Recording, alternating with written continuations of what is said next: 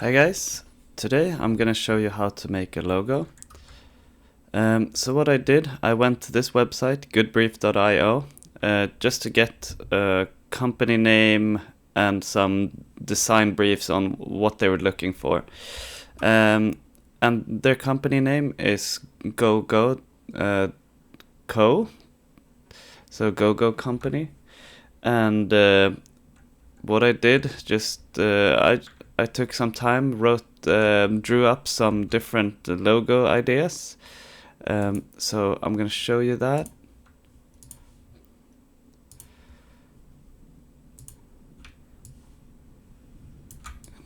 I'm gonna decrease the size like that. So this is what I came up with. I drew some different things. Here, for example, two G's, something with an arrow, something with motion. GoGo is hotel websites to get good deals on websites. So I did something with a roof or something like that. Elongated O, showing movement. Go two G's inside each other. Try to work something with that. This is just a quick exercise. If I were to design something for a company, I'd take a longer time, draw up a lot of different examples. But what I kind of liked was this: 3 circular shapes, and then a G and a G and a C. Co. So that's what I'm gonna show you now on how I would go ahead and how I would design it. So I'm gonna delete that, or actually I could just put that to the side and use this for a reference. Gonna delete that. So first of all, I would go to View and then Show Grid. This is just more easy when you're using shapes, when you're designing using shapes. So first of all, I'm gonna do some circles, the outer circles here. I'm gonna put no fill and then add a stroke of, let's say, 2. And then create this inner part of the G. I would just use the same shape that I'm using, and I'd hold Alt Shift,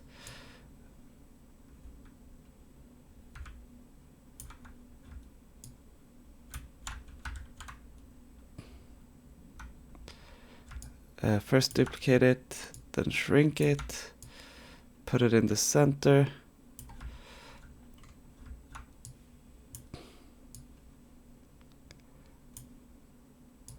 Use the center, put it somewhere like that.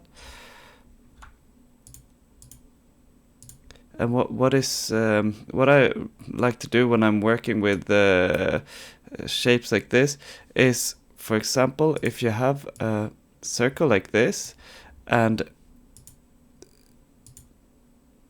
this is always on in the beginning, so you go to these dots here under transform, these dots, press on the dots, and then scale corners and scale strokes and effect. What it would do if I were to, let's say, resize this, then it would also scale the stroke, decreasing the stroke when you decrease the size of the circle. So yeah, when I'm using when I'm doing different shapes and I want to keep the same width of this stroke as the outer one, then I'm gonna go press here and then take these off so it doesn't scale the stroke. So let's duplicate this and then resize it to get the inner part of the G, like that, for example.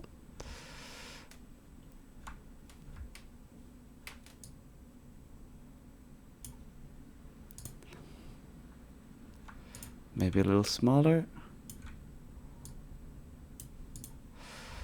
like that. And then in order to make this part of the G here, I'm gonna use a square. So let's use a square rectangle tool, like that. So then we would be able to get this, the corner here. Use a line segment tool in order to draw this part of, let's draw this part. So I would draw the line from the center. Sorry about that. Let's draw it like that. And then a line like that as well. And what I really like to use, and it's probably my favorite tool, is you select all of this and then you go to Shape Builder tool here. Then you can add shapes together or remove shapes. So for example, if you left click, when you have to select all of the shapes, and then you press this, the Shape Builder tool, and then you can add things together. For example, if you want to add this corner together with this shape, you just click and drag like that. And if you want to remove things, you left click, or you hold Alt first, and then you left click, and then you remove. Then you get a minus sign. So plus, then you add things, minus, you remove shapes. So then like that.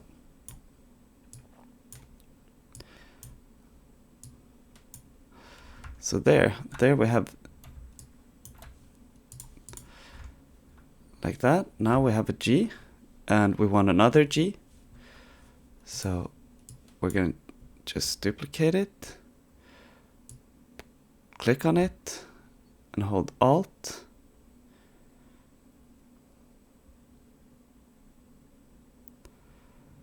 Like that. And then in order to make the C, let's drag another one out, like that.